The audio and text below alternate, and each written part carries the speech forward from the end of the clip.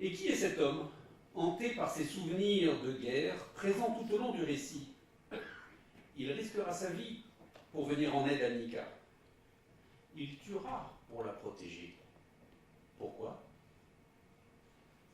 On rencontrera aussi au détour d'un voyage de l'héroïne un professeur d'anglais, fils d'émigrés russes, lui aussi jeté à bas de la vie par un autre changement violent, dans une autre époque, la Révolution d'Octobre.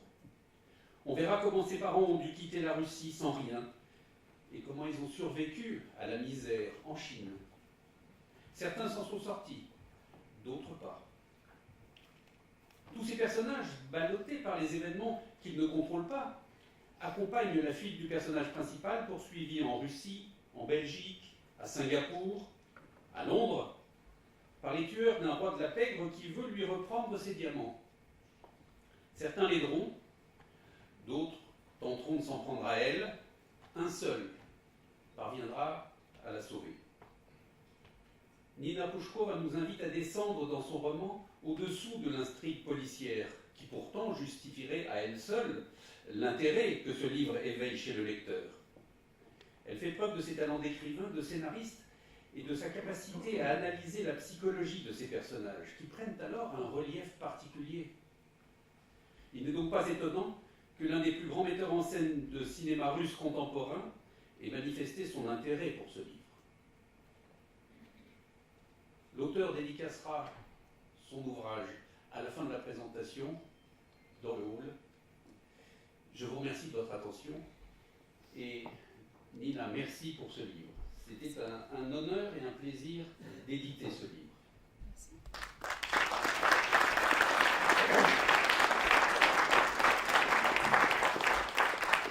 Il ne reste plus qu'à passer la parole à l'héroïne de notre rencontre, l'auteur du roman, Nina Pushkova.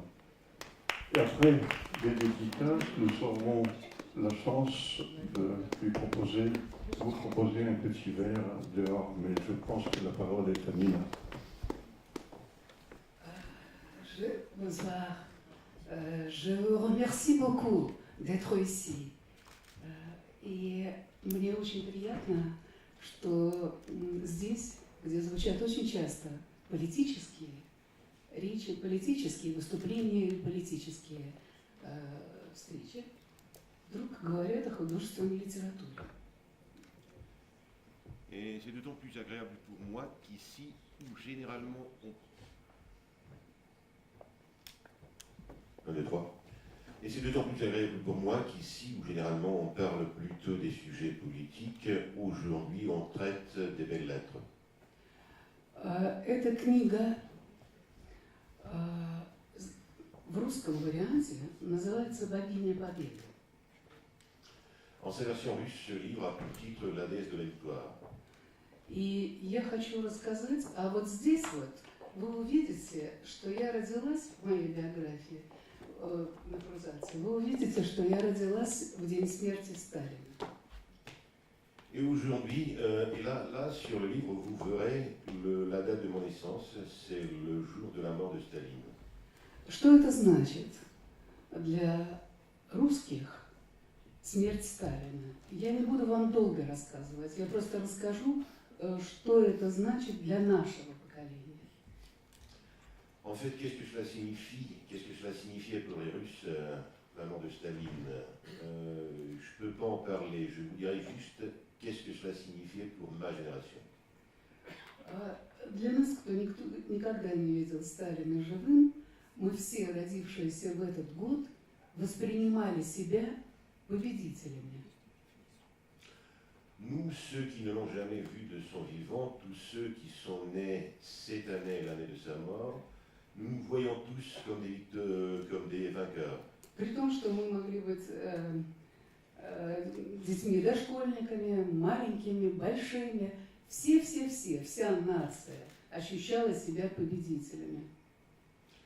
On était des enfants, petits ou grands, écoliers ou bébés, mais nous tous, toute la nation, se considérait comme vainqueurs. Например, когда я была маленькая, мне было 5 лет, у меня родилась сестра, и у мамы не было молока. И рано-рано утром фактически ночью, я ходила за этим молоком, и я не боялась ничего и никого. И мама, отправляя меня одну маленькую девочку в темноту с деньгами, тоже ни за что не боялась. Quand j'avais 5 ans, j'ai eu une petite sœur, mais ma mère ne pouvait pas l'allaiter. Et moi, très tôt le matin, dans le noir encore, j'étais régulièrement envoyé chercher du lait. Mais je n'avais pas peur. Je n'avais peur de rien ni de personne, et ma mère non plus. Et elle n'avait pas peur de m'envoyer une petite fille de 5 ans avec une petite somme d'argent chercher du lait. Наши квартиры и наши дома, они не закрывались на замки. Вернее, они как бы закрывались, потому что ключ был тут же, под ковриком. Мы приседали и открывали, и входили в наше жилище. Nos appartements, nos maisons ne se fermaient pas à clé, ou plutôt ils se fermaient, mais la clé en fait n'était pas loin, c'était juste sous le paillasson, et il suffisait de soulever le paillasson pour ouvrir la porte et entrer à l'intérieur. И вы знаете, вот эта вот доверчивость, она передалась и нашей дочери, потому что поколение наших детей бегало с ключом на веревке, и он был здесь. И никому не приходило в голову, что этого ребенка могут взять, подвести к двери и сказать «открой». Et cette confiance, notre fille l'a héritée, puisque les enfants de sa génération déjà, elle portait la clé de sa maison sur le cou comme un pendentif, et personne n'avait crainte, on n'avait même pas l'idée que quelqu'un peut attraper l'enfant, l'amener près de sa porte et lui dire « ouvre bien la maison ». Когда я пошла в школу, в первый класс, в космос полетел Гагарин. Первый человек с Земли был из Советского Союза, он был русский. L'année où j'ai commencé l'école, c'était l'année du vol de Gagarine, le premier homme dans l'espace, et c'était un homme soviétique, un citoyen de mon pays. Вы знаете, мы смотрели, у нас не было телевизора в квартире.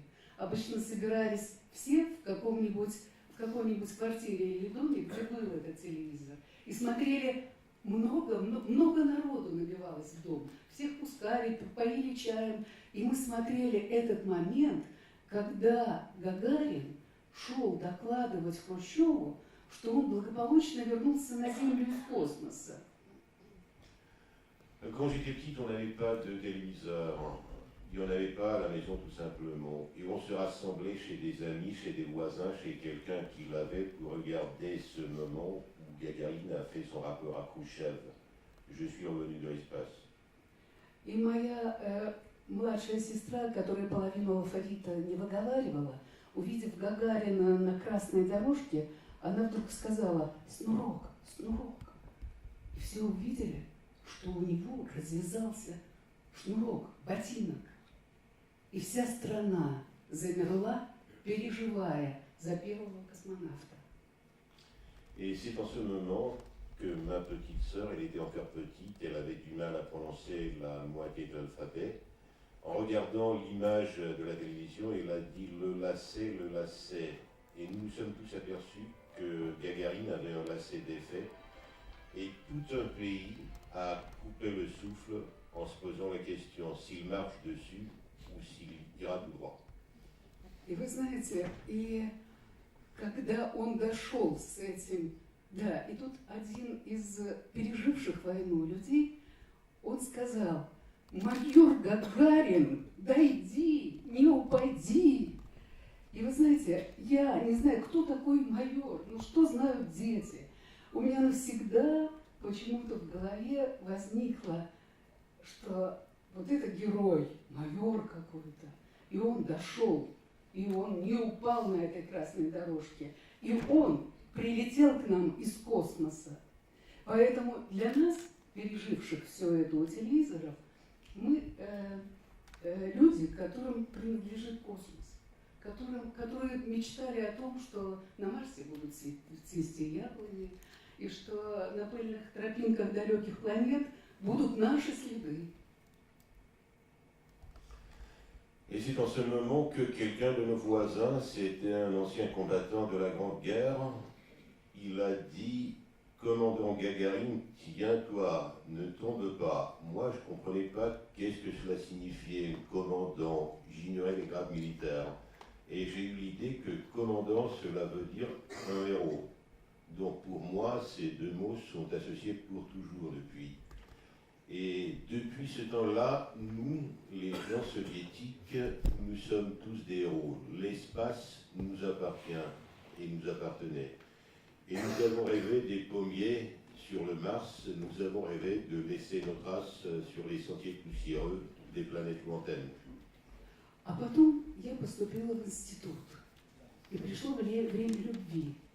И это время любви, оно было очень приближено к французскому времени. Потому что Франция для русского сердца это совсем не Америка, это совсем не Германия, это даже не Италия с Дольче Вита и Дольче Фарниенте. Вот почему-то русскому сердцу близка Франция. Может быть, потому что это для вас надо остановиться, да? Et puis j'ai commencé mes études dans une école de théâtre, c'était l'adolescence, le temps d'amour, et le temps d'amour pour les Russes est profondément lié avec la France, puisque la France a une connotation particulière pour un homme russe. La France, ce n'est pas l'Amérique, ce n'est pas l'Allemagne, ce n'est même pas l'Italie avec sa Dolce Vita. И мы все знали, что у великих французов были русские жены. Мы знали, что у Ромена Ролана была Майя Кудашева. Мы знали, что у Луи Рагона была Эльза Триоле. Она была русская, но взяла этот псевдоним, чтобы писать книги на французском. Что у Поля Элюара была Дьякова, Елена Дьякова, которая потом стала Галой и женой Дали. Мы знали, что у Пикассо была Ольга Хохлова. То есть «La slave mystérieuse», которую взыскало французское сердце, это для нас было очень понятно и очень близко. Et nous sachions tous que des Français, des grands Français, avaient souvent des femmes russes. Romain Rolland avait une épouse russe, Louis Aragon avait Elsa Triolet, russe d'origine, mais qui a pris un pseudonyme français. Paul Éluard avait Elsa Diakova, devenue plus tard Gala et épouse de Dali. Picasso avait Koklova. Et donc cette mystérieuse âme slave, pour nous, était profondément liée à la culture et à l'âme française. И французская поэзия легко входила в наше сердце. À l'heure du réveil, près du nid de la terre, un rayon du soleil creuse un trou pour la mer. Или же, например, le sangle long des violons de l'automne blesse mon cœur d'une longueur monotone, tout suffocant et blême quand son l'heure, je me souviens des jours anciens et je pleure. Или Joe Dassin, et si tu n'existes pas, dis-moi, pourquoi j'existerais pour traîner dans un monde sans toi, sans espoir et sans regret.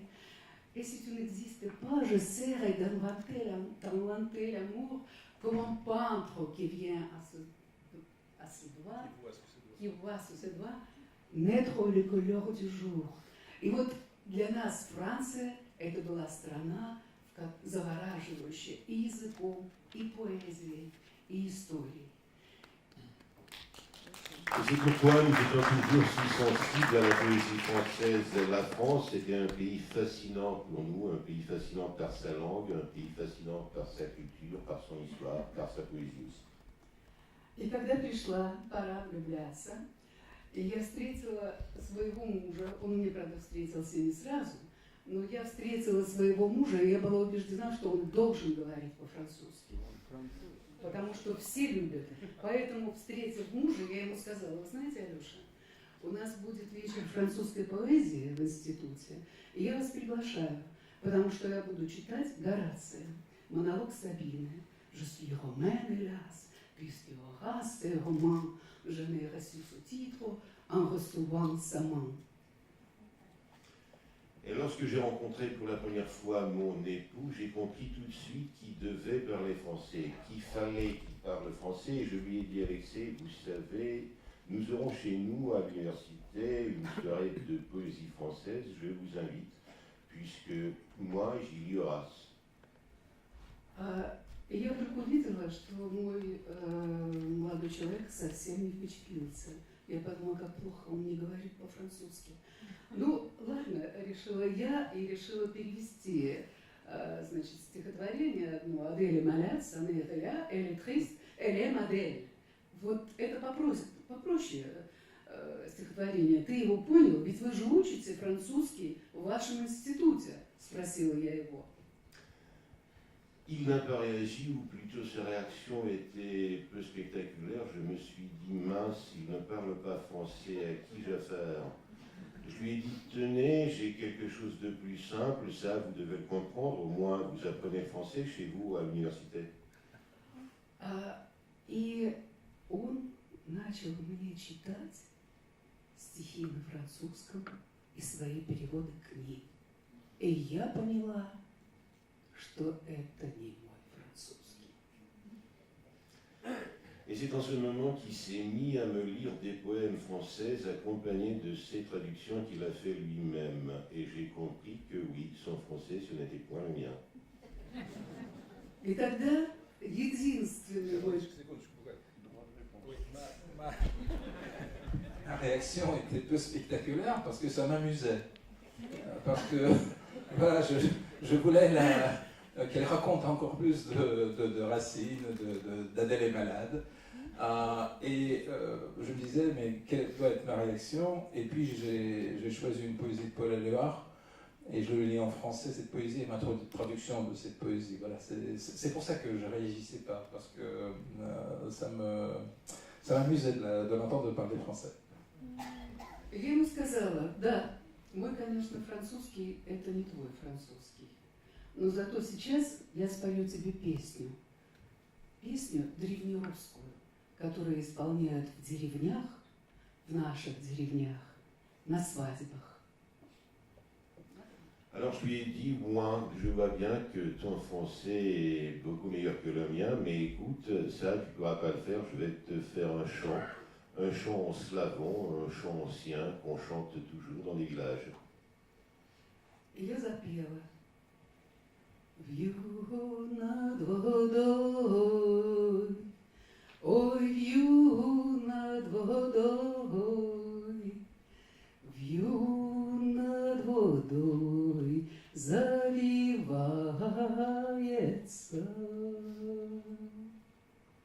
Почему я вам это все рассказываю?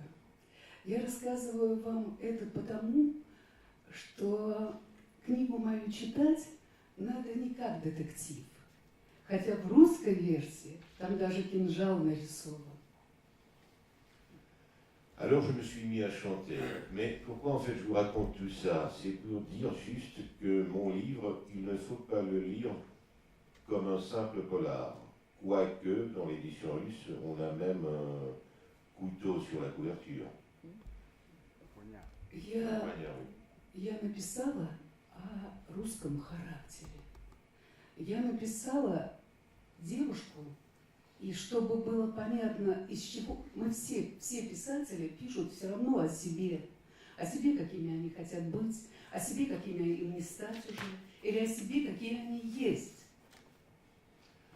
J'ai voulu décrire le caractère russe.